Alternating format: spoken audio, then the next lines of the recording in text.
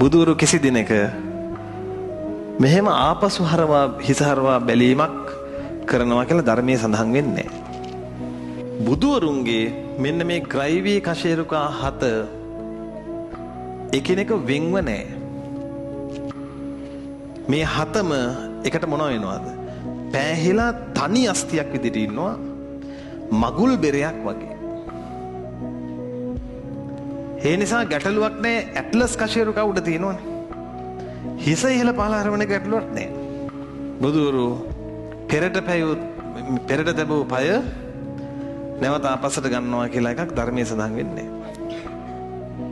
ඒකෙම නොවෙන්න හේතුව අර කශේරුකා එකට පෑහී තිබෙන. දැන් ඔයදරුව දන්නවා හිස දෙපසට හරවන්න මොකක් ඕනද? ඇට්ලස් කශේරුකාවයි අක්ෂ කශේරුකාවයි වෙන් වෙලා තියෙනවා. තේරුණාද? ඒ නිසා බුදුවරු ආපසු හැරෙනවාම නම් හැරෙන්නේ දේහයමයි. තේරුණාද?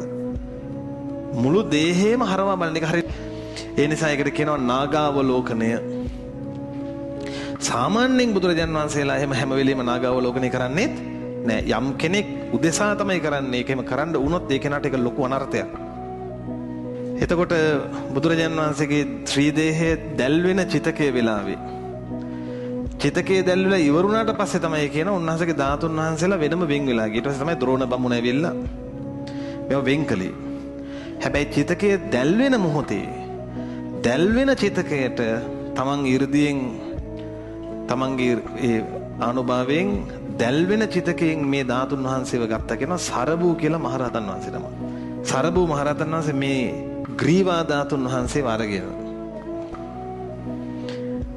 ඉන්දියාවේ ඉඳන් ලංකාවට 이르දියෙන් වැඩම කරලා ඒ වෙනකොට බුදුරජාණන් වහන්සේ ලංකාවට වැඩි මේ කලින් වැඩියනේ. ඒ වෙනකොට මහියංගනේ සෑය හැදිලා තිබ්බේ. කවුද හැදුවේ? බුදුරජාණන් වහන්සේගේ කේශ ධාතු ඉල්ලගෙන ඒ ධාතුන් වහන්සේලා නිදන් කළා. සුමන සමන් දෙවියන් විසින් තමයි පළමු කොට මැණිකෙන් සෑය තැනුවේ. ඒ වෙනකොට හැදිලා තිබ්බ සෑය නැවත බඳවා තනනවා ග්‍රීවා ධාතුන් වහන්සේව නිදන් කරලා සරබු මහරහතන් වහන්සේ.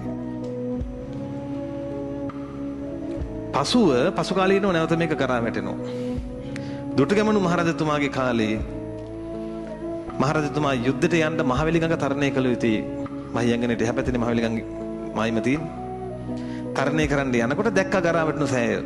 ඇහුවා කාගේද කියලා. දැනගත්තා. රාජාභරණ පැත්තකින් තියලා ආයුධ පැත්තකින් තියලා සෑය ළඟට ගිහිල්ලා පොරොන්දුවක් වෙනවා. ස්වාමිනී භාගතුන් වහන්සේ මම මේ කාන්තෙන් මේ වෑයම් කරන්නේ රජකම පිණිස නෙවෙයි බුද්ධ ශාසනයේ චිරස්ථිතිය උදෙසාමයි. ඒ වෑයම මගේ පැතුම සත්‍යක් නම් මේ යුද්ධ ජය ගන්න මට ආශිර්වාද කරන්න කියලා. ඒක ජයගත්තොත් මම නැවත ඇවිල්ලා සෑය තනවල බඳිනවා.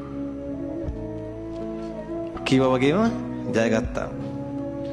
නැවත පැමිණි වහා රජතුමා නැවත මේ මහියංගන සෑය ධාතුන් වහන්සේලා නිදන් කළා නැවත බැඳා. පළමු කොට දෙවි කෙනෙකුන් විසිනුත් දෙවනු කොට ජීවමාන මහරහතන් වහන්සේ නමක් විසිනුත් දෙවනු කොට ලංකාව එක්සේසත් කළ මහරජතුමා විසිනුත් තනෝ සෑයක් වේ නම් මහියංගන සෑය විතරයි. ඔන්න එක සැරයක් හරි ගිහින් වැඳ ගන්න. තේරුණාද? මේ ධාතුන් වහන්සේලා වැඩ ඉන්නවා. එතකොට අර හේතුවක් තේරුම් ගන්න නාගාවලෝකනයේ හේතුව ඒක.